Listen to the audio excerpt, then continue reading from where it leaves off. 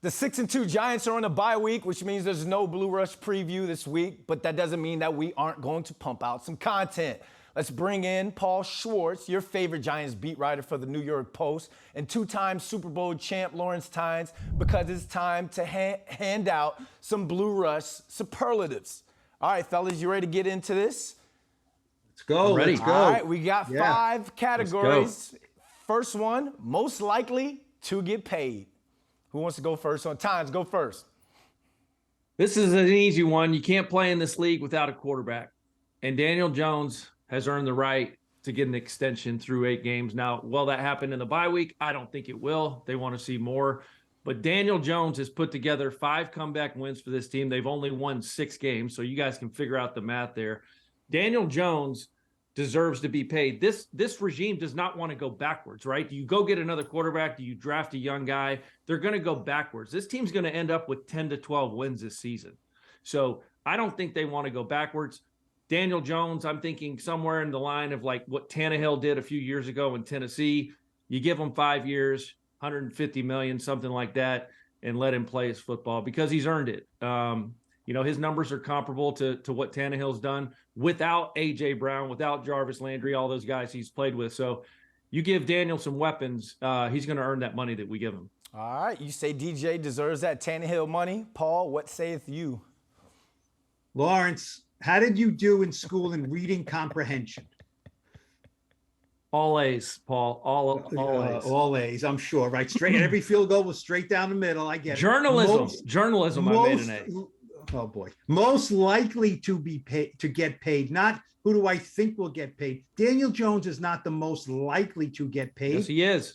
You cannot play this game without a quarterback, Paul, and they're not going to go backwards. This team is not going backwards. Period. I guarantee. Here's what I guarantee. I'm going to say I got 2 players who are more likely to get paid, especially first. Dexter Lawrence is going to get paid. I think they will give him an extension, and someone like Julian Love, he is going to be an unrestricted free agent. They want to bring him back. So I will do all but guarantee that those guys will get paid before Daniel Jones. I think Saquon Barkley very likely will get paid before Daniel Jones. So look, I think Dexter Lawrence is signed through next year. They want to extend him. It'll be smart to do that. Julian Love is a guy they want to bring back. So I think they'll get that done. And I think they could even do Saquon first. So will Daniel Jones have a new contract with the Giants? I would think so, but he's not the most likely. The most likely of those other guys, I put Dexter Lawrence number 1. Yeah, I'm going to have to go with Saquon Barkley on this one, and people are going to hate me, but it's going to be from another team. I think, back in 2018, Saquon, 1,300-plus yards with 11 touchdowns, and then he had a couple seasons where he was hurt, and then you throw in what he's doing this year. He's on pace to rush for over 1,600 yards. He is square with the Giants organization after this year. Joe Shane talked about how he's a culture guy. They want to extend him. They're going to want to have him around for a long time. But there are other GMs and other offenses around this league who's like, I am going to throw money at 2-6. And I don't think that's that big of a surprise to any of us. But let's move on to the next category, biggest surprise. I love it. Biggest surprise. Paul, you start this one. Who's been your biggest surprise this season? Go. Well, I mean, my biggest surprise is Dexter Lawrence. Okay, and look, he's a starter. He's not. Look, wait. Don't roll the eyes over there, kicker. Don't roll. He's the the eyes. 17th pick of the draft, Paul. What do you mean surprise? He had 9 sacks his first 3 years in the league. Okay, he's got 4 sacks now. He's on pace for maybe 10. I did not see that coming. As I was going to say before I was interrupted with the eye roll, Dexter Lawrence is a good player. We know that, but Dexter Lawrence has taken it to a different level. I mean, you could call him the defensive MVP of this team. That reason, he's a surprise to me. O'Shane Ximines is a guy who's a surprise to me too, because he was buried last year. But Dexter, who I thought was a good player, is playing great. And that to me is a surprise, a pleasant surprise. He even threw a runner-up in there at times. Yeah, he did. And the 17th pick of the draft can never be the surprise of a football team. They were drafted there because they're good players. Fabian Monroe, the guy we claimed off waivers who was cut by the Houston Texans, guys, he was cut by the Falcons, cut by the Texans. The Texans gave him $1 million guaranteed this year and cut him. He finds his way to New York. He plays on the practice squad. We elevate him to the active roster. He is playing about as well as anyone is on that defense, especially in the secondary. Fabian Monroe, guys, for vet minimum at $1 million, is the surprise player of this defense. No question. And for a little bonus, I'll put in Jihad Ward. Obviously, another guy who signed for nothing. These guys didn't have any expectations. The 17th pick of the draft, Dexter Lawrence had expectations and should be playing at this level. Well, if you're saying that, then you're going to give me some kickback on mine then, because I'm great. I'm giving it to Andrew Thomas. I understand he was drafted high as well, but if you think about it, remember back his rookie year, a league high 57 pressures, gave up 10 sacks. Now out of 537 snaps this season, he hasn't gave up a sack and has only gave up 2 penalties. The man is one of the highest graded offensive tackles in the league and one of the highest graded players, period. Louis Riddick has come out and has apologized for what he said about AT back in the day. The man has just been an anchor on that left side, and he's allowed Daniel Jones to cook. All right, let's move on to the next one. Who is the most likely to succeed? And it has to be a rookie or a new free agent. Tynes, you take this one. Most likely to succeed in this for this team is obviously Kayvon Thibodeau. His personality, his play, his effort. He plays with what Giants fans want to see. We've all seen the plays in Jacksonville where he's chasing down running backs from the backside 50 yards down the field. Now, the numbers aren't there, and that's kind of something we want to see in the second half of the season. We have to see sacks, right? He's getting the pressures. He's just got to get home, and he will. He's learning the NFL game. His personality is infectious. His teammates love him. He was drafted very, very high, and he fits right into the, dare I say, this is the new age Michael Strahan for the Giants football team. But Kayvon Thibodeau, most likely to succeed. All right, Paul? Well, I will not disagree with Lawrence as far as the player, but the personality, I would not put him as most likely to succeed. I have no issue with his personality, but I've seen a little bit of roughness around the edges that I wouldn't say he is the most likely to succeed, because I think he can be likely to maybe implode a little bit. The other day in Seattle when the Giants lost, right? They're not used to losing. And Kayvon, under his breath in the locker room, was kind of critiquing the questions that he heard being asked of other players. That's Kayvon, right? He's a big personality. And if things don't go well, I think he could implode a little bit with the media and maybe even with the fans. I'm not saying I don't like Kayvon or I think that will happen. I just think it's a possibility. My most likely to succeed is Daniel Bellinger, because he's a terrific player. He is what Giants fans love from their tight ends. He's not Mark Bavaro. Okay, I'm not saying that. Maybe more like Kevin Boss, maybe a little tougher Kevin Boss, maybe not the pure pass catcher yet, but he's quiet. He's a good-looking guy. He scores touchdowns. He's a good player. That unfortunate eye injury, is going to keep him out a while, and that's too bad. But I think as far as what Giants fans want from like their cowboy kind of, not Dallas cowboy, he's like an old-fashioned cowboy kind of guy. You know what I mean? He's quiet, but he's got a good personality. I like talking to him. Looks like a really good player. Really, really likely to succeed in New York. I have to go with your biggest surprise, Tynes. I'm going to go with Fabian Monroe on this one because, like you said, he started off with the practice squad with the New York Giants. But go to NFL.com. They have a list on there of the top 10 shutdown corners in the NFL, and he is in the top 10 shutdown corners in the NFL. He is playing above and beyond what we thought of him. He made the game-saving tackle, or was in the game-saving tackle against Jacksonville. And if he doesn't get another contract here, there's going to be another team out there that brings him in and makes him into a guaranteed or a full-time CB2. Let's move on. Real quick, can I add something right there real quick, Brandon and Paul? If you guys remember when we signed him, I said, look, a change of scenery can be good for a guy. Remember, we all said, Fabian Monroe, whoop-de-doo, right? Yep. Well, this is a perfect example of a player getting confidence through coaching in Wink Martindale. They give this guy the confidence. He has the measurables. He was a third-round pick by Washington. So I just wanted to throw that in there.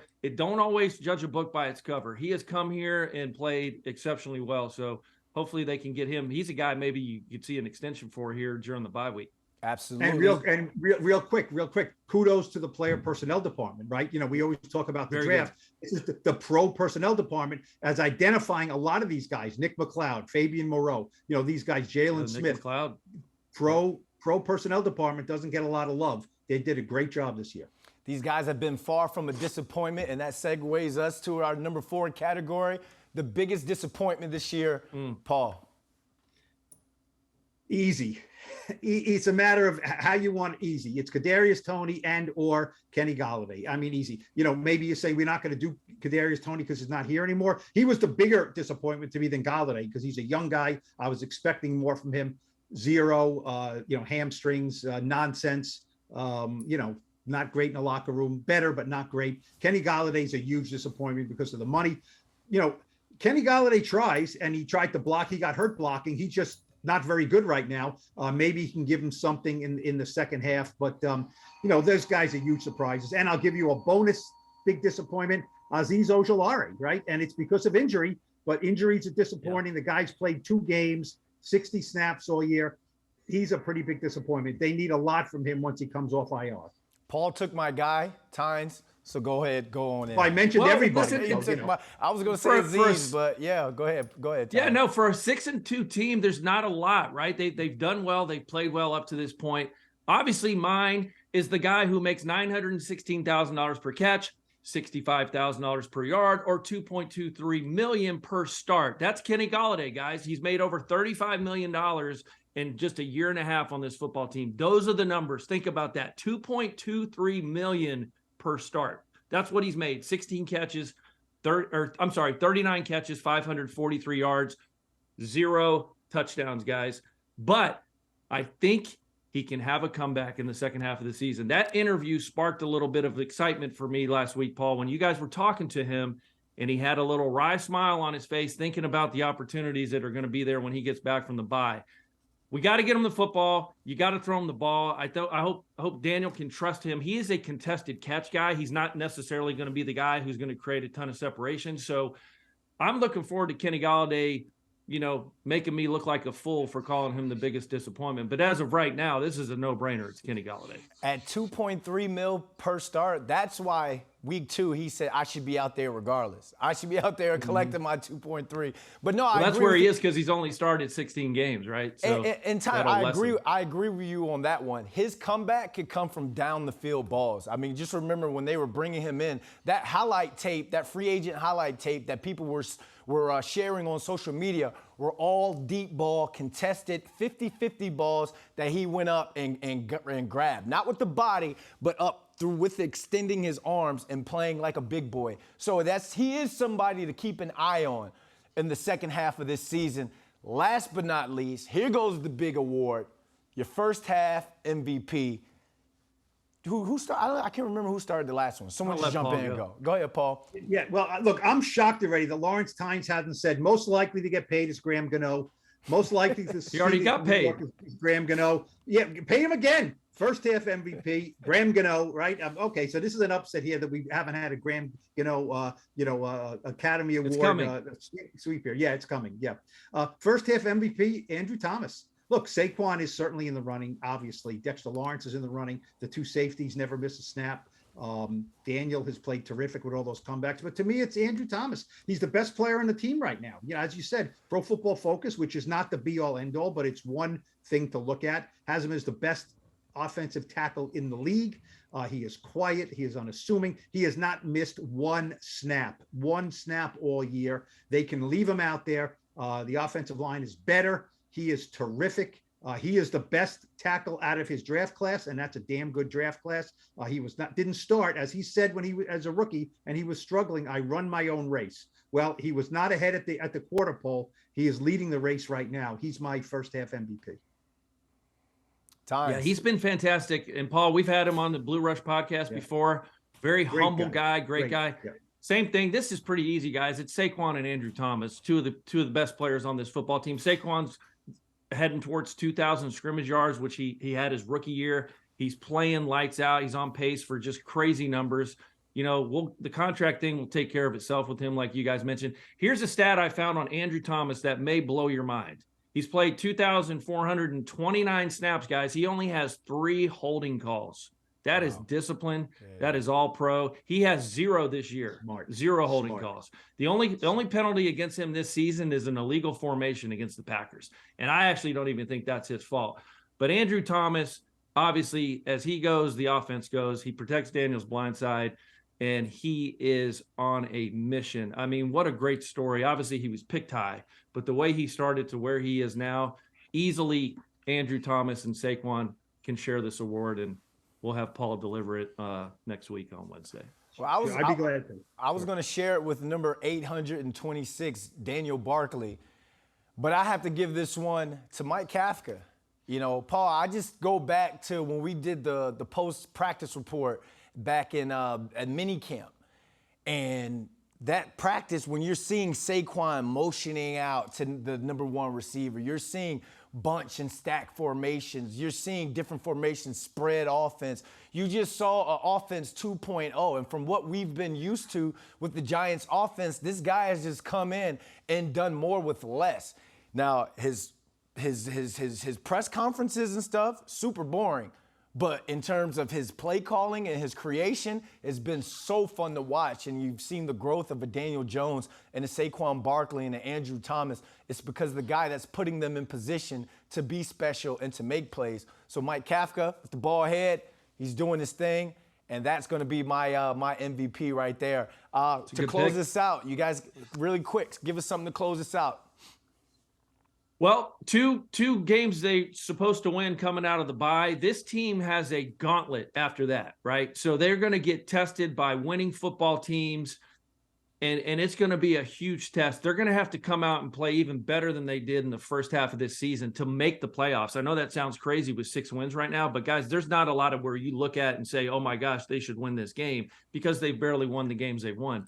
I expect them to win, more than 10 games, but they've got to take care of business right out of the bye against Houston. That is not a layup football game. I know their record's not great, but having said that, they're going to have to come in and get ready. This is crunch time now.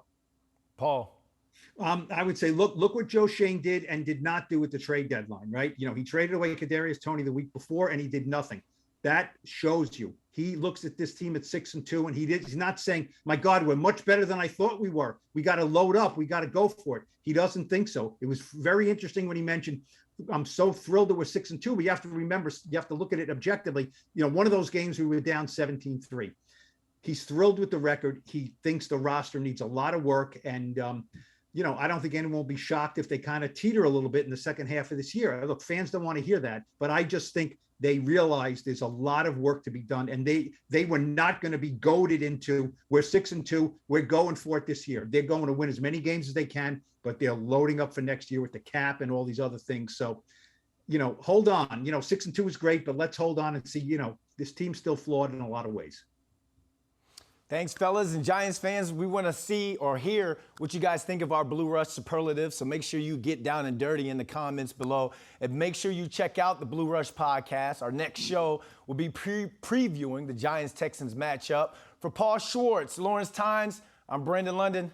Thanks for watching.